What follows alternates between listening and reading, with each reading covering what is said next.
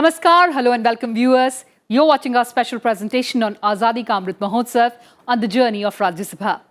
During the span of more than 6 decades of its existence, the Rajya Sabha has performed this expected role with distinction and success in our nation building. Its performance has strengthened the roots of democracy in our country. Rajya Sabha has stood the test of time as a legislative, deliberative and oversight body in our democratic polity and as a shining example of a supreme representative body. In this edition, let's track its glorious journey. माननीय सभासदों, माननीय सभापति जी. The sandstone-paved corridor opens to a magnificent chamber, distinct from the other parts of old Parliament building. The chamber, Rajya Sabha, has possibly seen more stalwarts from various walks of life, from business and sports to culture, than any other political institution of this country. The upper house of Indian Parliament has been playing a pivotal role in India's much cherished parliamentary democracy, keeping the bicameral structure alive, setting new records and creating history since its inception.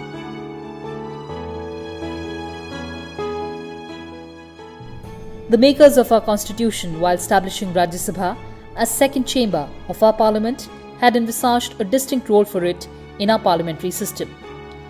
The Rajya Sabha was meant to provide a second look at the legislation passed by the other house, as also to prevent hasty legislation and not to prove a clog either to legislation or administration. Besides, it aimed at providing opportunity to the seasoned and eminent persons who have distinguished themselves in diverse fields such as literature, science, art and social service. It was designed to give representation to the states in the apex democratic decision making. Members of the Rajya Sabha are expected to be more experienced and learned and less influenced by the ebb and flow of popular opinion. As House of Elders, it is expected to hold dignified and quality debates on the issues of public importance and legislative proposals and ensure the accountability of the executive to Parliament. Our country has come a long way from the testing times of independence to now being a voice to be heard in the complex global order. There were a number of challenges that stared at India at the stroke of freedom, such as poverty, illiteracy, poor health, low level of industrialization and economic growth, social orthodoxy, poor infrastructure, unemployment, inefficient agriculture, weak governance and financial institutions, inadequate institutional framework, etc. Such a state of affairs set the agenda for the legislature of Sovereign Republic of India and in particular for the Parliament of India. The apex legislature of our country went about the task of nation building in a methodical and graded manner, addressing different challenges from time to time. The demand for popular government and representative institutions such as Parliament remained central to our struggle for freedom and independence. The stalwarts of our epic fight for freedom and the founding fathers of our republic had thus conjured up the vision of Parliament as the institutional embodiment of our democracy and sovereign authority of our people.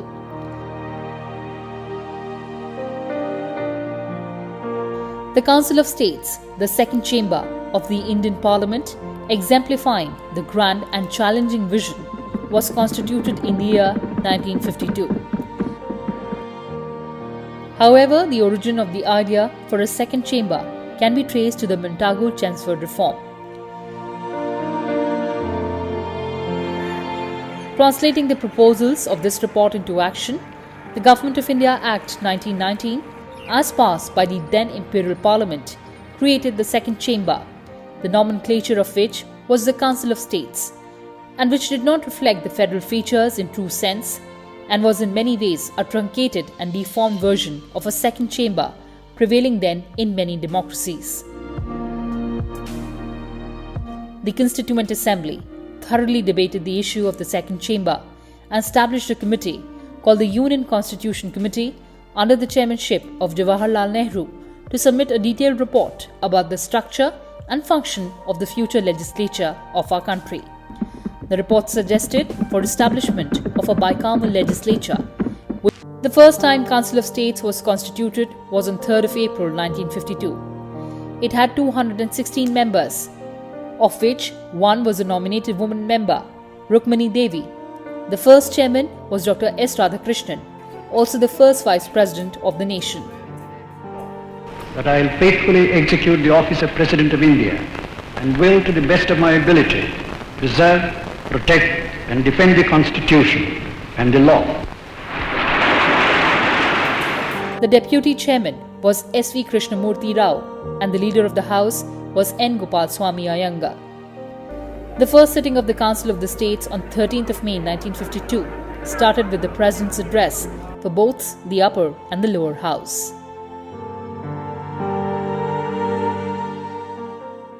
Rajya Sabha, being a federal chamber, enjoys certain special powers under the Constitution. What are these special powers and when did the upper house use them? Let's find out. All the subjects and areas regarding legislation have been divided into 3 lists: the Union list, the State list and concurrent list. Union and State lists are mutually exclusive. One cannot legislate on a matter placed in the sphere of the other. However, if the Rajya Sabha passes a resolution by a majority of not less than 2/3 of members present and voting, saying that it is necessary in the national interest that Parliament should make a law on matter enumerated in the State list, Parliament becomes empowered to make a law on the subject specified in the resolution for the whole or any part of the territory of India. Such a resolution remains in force for the maximum period of 1 year, but this period can be extended by 1 year at a time by passing similar resolution further. In 1952 and 1986, the Rajya Sabha passed such resolutions with respect to matters mentioned in the State list. Rajya Sabha plays a key role in our parliamentary functioning. In our constitution, both Lok Sabha and Rajya Sabha have legislative powers. There's a little bit of a difference in their legislative powers. Lok Sabha can pass budgets while Rajya Sabha cannot. But Rajya Sabha also has some special characteristics when it comes to states. As the Council of States, it is a mechanism for states to express their views. So, for example, Constitution gives Rajya Sabha the power to pass a resolution under which Parliament can make laws which are applicable to states for a limited period of time. In the past, one such resolution was passed during Prime Minister Rajiv Gandhi's government to give Parliament special powers to make laws for border states. If the Rajya Sabha passes a resolution by a majority of not less than 2/3 of the members present and voting, declaring that it is necessary in the national interest to create one or more All India services common to Union and the states, Parliament becomes empowered to create by law such services.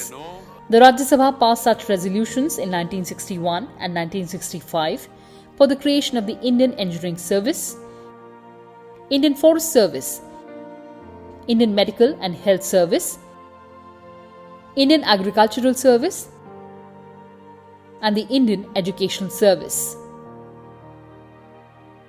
The second special power that Rajya Sabha has is with regard to creation of All India services.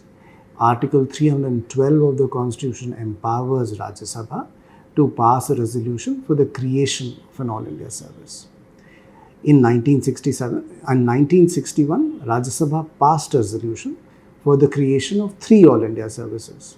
Home Minister Lal Bahadur Shastri then brought about a law which created the All India Forest Service and 2 more services.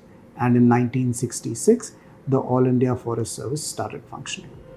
Under the Constitution, the President is empowered to issue proclamations in the event of national emergency, in the event of failure of constitutional machinery in a state, or in the case of financial emergency. Every such proclamation has to be approved by the Houses of Parliament within a stipulated period. Under certain circumstances, however, Rajya Sabha enjoys special powers in this regard. If a proclamation is issued at a time when Lok Sabha has been dissolved, or the dissolution of Lok Sabha takes place within the period allowed for its approval, then the proclamation remains effective. If the resolution approving it passed by the Rajya Sabha within the period specified in the Constitution under Article 352, 356 and 360.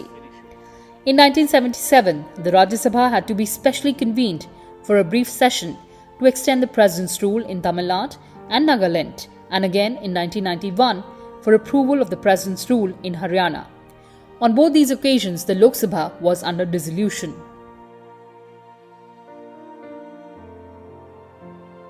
Parliament is the supreme lawmaking institution in India.